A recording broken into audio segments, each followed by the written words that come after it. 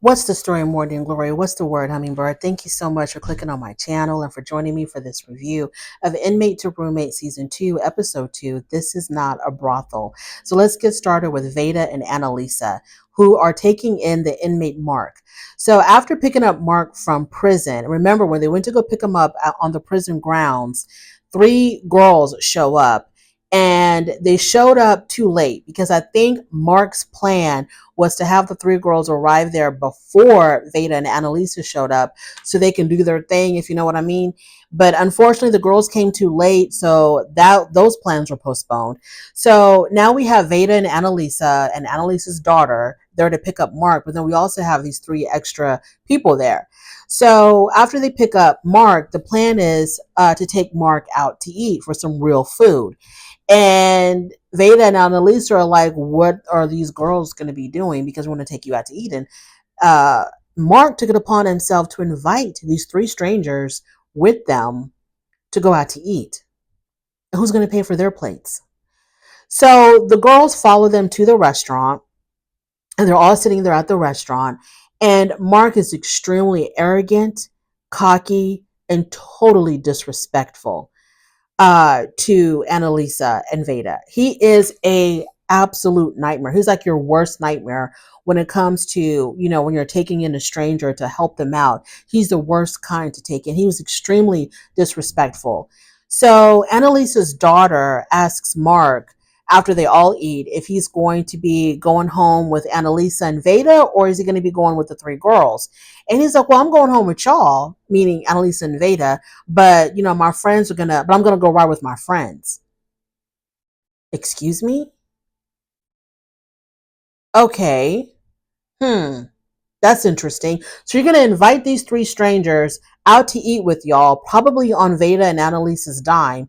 Then you're going to bring them along with you to go to Annalisa and Veda's home without them giving their express consent on whether or not it's okay to bring these three strangers into their house. Okay, so they all arrive at Veda and Annalisa's house. Mark's first impression of the house, he tells us, he doesn't tell Veda, he tells us that the house is old, it smells, and it's got like a stale smell to it. That's what he tells us when he arrives at this house. Well, what kind of a smell did your prison cell have? How old exactly was your prison cell? How did that smell like with the toilet in the middle of the damn cell that you have to share with another guy?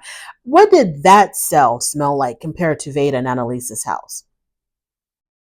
Annalisa, he goes, well, can you show me where my room's going to be? So Annalisa takes him to his room, and he tells Annalisa, he's like, oh, this is nice. Yeah, I like it. But he tells us that his room was giving him abandoned house vibes, and he was expecting something more like a player's pad.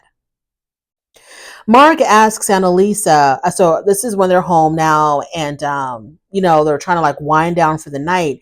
He tells Annalisa, so what are you about to do? And he's like, I don't know. What are you about to do? He's like, I'm about to leave. And she's like, you're about to leave? I thought we were going to sit down and have a conversation. He was like, no, me and my friends were going to go out, meaning the three girls. And so, what can she do? He's a grown man, right? She's like, okay, whatever, I guess. I don't know. So he ends up leaving, and he ends up leaving with these three strangers. And it wasn't for a couple of hours. He ended up staying out the whole entire night. The next day, he comes home and he's got two of the girls with him. So he walks in, and Annalisa and Veda are pissed. He walks in with the two girls, and he tells them that they were going to have him and the girls were going to have an Airbnb for them, but it didn't work out. Something happened with the Airbnb. So he wanted to know if both him and the two girls can stay with him at Veda and Annalisa's house. And so Veda and Annalisa were like, and where are the girls going to sleep? And he was like, they're going to sleep in the room with me, duh. And Annalisa was like, the hell they are? No, that's not happening. So then Annalisa gives him the business and talks about how that's not going to happen. It's very disrespectful to my home. That's just not going to happen. No, I'm not renting a hotel, motel, no-tel. That's not what's going on here. Veda says this is not a saloon and this is not a brothel. No, your female friends are not going to stay here. So the girls get mad.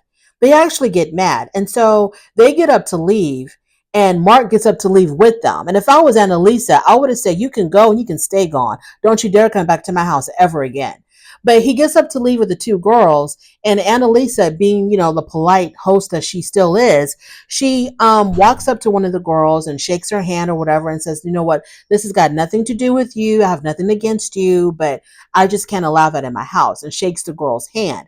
Then when she goes to shake the other girl's hand, the one who looks more you know, more meanish, that girl completely like is like, don't touch me, and keeps it pushing and walks away. So as they leave, Annalisa is saying something to them, and that girl who refused to shake Annalisa's hand called her bitch. I'm like, what kind of riffraff has Mark brought into this house? But riffraff attracts riffraff. So I couldn't believe that he brought these people into this woman's house, and he disrespected her, because when before he left, and Annalisa was trying to tell him how things were going to go in her house that she pays for, that she's allowing to live there rent free for now, he was arguing back with her, letting her know that her not allowing him to have his friends over wasn't right, and that she needed to let him have his friends stay the night. I couldn't believe what I was seeing. I could not believe what I was seeing. And how, y'all, I was just like, Annalisa, girl, what are you doing? No, ma'am. Please kick this person out. Tell him to go stay with those three girls that he rode in here with. He can go stay with them. They can figure it out there. And you need to call, if he's paroled or whatever to your home, call the prison system and say, this is not going to work out. That man cannot stay in this house. But let's move on to Daniel and Kathy, who are taking in the inmate Devin. So remember, the plan was for Daniel. He's a little bit older, late 50s, early 60s. He's got a whole bunch of health problems, congestive heart issues, etc., etc. He was going to fly to Colorado. He lives in Texas. Daniel lives in Texas. He was going to fly to Colorado to pick up Devin, and then him and Devin were going to use Devin's car to drive back to Texas. That was the plan.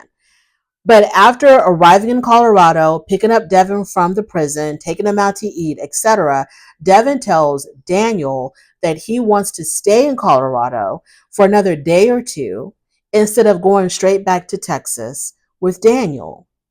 And so Daniel calls his wife, Kathy, and, tells Kathy the what's up. And Kathy's like, no, absolutely not. He cannot stay there in Colorado. He needs to come down to Texas. What the hell is going on over there? So then Devin hears all of this because she's on speakerphone. And Devin is like, I don't know what I'm getting myself into, because this woman sounds crazy. This woman sounds crazy because she's trying to protect you, Devin. So I don't know if, he's like being paroled. Like, I don't know exactly what's going on as far as like how these people are ending up in these people's house, how these inmates or ex-inmates are ending up in these people's houses. Is it just like, are they paroled there where the prison or the justice system or whatever has it on record that when this person is released, they're going to be staying at this address, and that can't be changed until the prison approves a change of address? I don't know. But, I think Devin is paroled to their house. So Kathy I guess, didn't want to get in trouble or whatever with I don't know why she was so crazy about him not coming when he was supposed to come. So what can Daniel do? Devin is grown. He wants to stay and spend time with his sister. Now, Daniel tells us that he thinks the reason why Devin wants to stay in Colorado a little bit longer is because he probably has some drugs stashed at his sister's house that he wants to use before he heads on down to Texas. So already Devin is making some very poor decisions by not leaving for Texas when he's supposed to, and to make sure he gives himself enough time to arrive in Texas. He's going to be cutting it real close if he plans on spending an extra day or two in Colorado, because he has to be in Texas to report to his parole officer or his probation officer, whatever it is, by a certain time. Moving on to David and Aaron. So David is the high school teacher who has taken on Aaron to come live with him. Aaron served 2 years in prison for possession and sale of drugs, etc. And David is an activist. Okay, he's really big on prison reform. And that's exactly how him and Aaron even met, because Aaron also was working on prison reform when he was incarcerated. So they were working on these projects together to try to get the laws changed when it comes to how the state handles the inmates and the discrepancy between how minority inmates are treated versus white inmates, et cetera, et cetera. So it's a whole thing, right? And David is very, very, very passionate about this. And Aaron was also extremely passionate about this when he was incarcerated. So after picking him up from prison, they go out to eat for breakfast. And Aaron could not wait to get him some damn bacon. So when the waitress came to take their order, he was like, okay, yes, I want the breakfast burrito. I need a whole lot of bacon in it. Give me some bacon on the side. I want bacon, bacon, bacon. Because in prison, all they had was turkey bacon. So he wanted real bacon. And then he also tells David the story about how he's got pocket envy. And David was like, what the hell is pocket envy?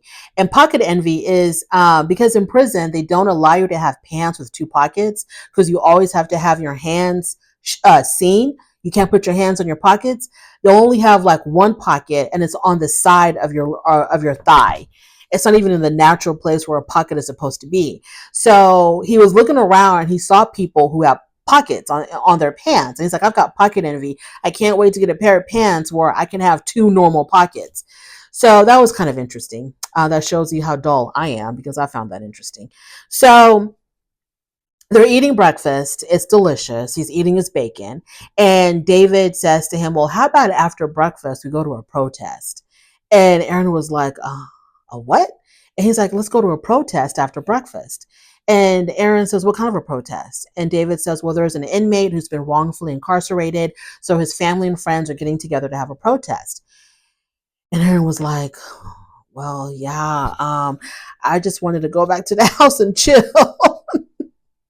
He was passionate about prison reform when he was in prison, had nothing else to do. But now that he's out of prison and he can do whatever the hell he wants to do, the last thing he wants to do is to go to some damn protest after having breakfast. So David tells us in his confessional that he was really disappointed that Aaron did not want to go to the protest. They go back to David's house after breakfast, and his house is like an entire shrine of activism, reform, social reform, prison reform. He's got posters of the Black Panthers. He's got posters, all kinds of like political posters.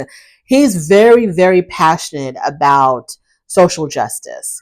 Everything in his house is related to social justice. And Aaron was kind of like looking around. He was like, yeah, I wasn't expecting to be walking into, the Museum of Malcolm X. I just want to have a normal life after prison. So we'll see how that goes. So now we have a new character on this show by the name of Cindy. Now, Cindy is 56 years old. She lives alone. She is disabled. She had one of her legs amputated. She tells us that during COVID, she had a really sore foot. And I guess it wasn't getting any better. So she went to the doctor, and the doctors told her that she had diabetes and that she needed to have her leg amputated. So she is disabled, and she's going to be taken in an inmate by the name of Jennifer, who's in prison for drugs. And she's expecting that when Jennifer comes out, Jennifer's going to be helping her around the house. That's her expectation. Jennifer herself has been serving 7 months. She was in there for the possession and sale of meth. She's been in and out of prison for the past 8 years, and she has 2 children that she cannot wait to reunite with. So on her way to the prison, we find out that Jennifer is still an addict. So yeah, so this is a brand new storyline. We don't know too much about Cindy and Jennifer, and that's basically all I have for now. And we'll know more about them in the upcoming episodes. But y'all, Mark and Annalisa and Veda, man, I don't see how they can let that man live in their house for another second. I would have kicked him out as soon as he brought those 2 girls in my house. I would have kicked them out. They would have been going right back to wherever the hell they came from. Thank you so much for joining me. I really do appreciate it. On your way out, please don't forget to rate the video if you like this content. Please subscribe to my channel, and I'll definitely talk to you later. Bye.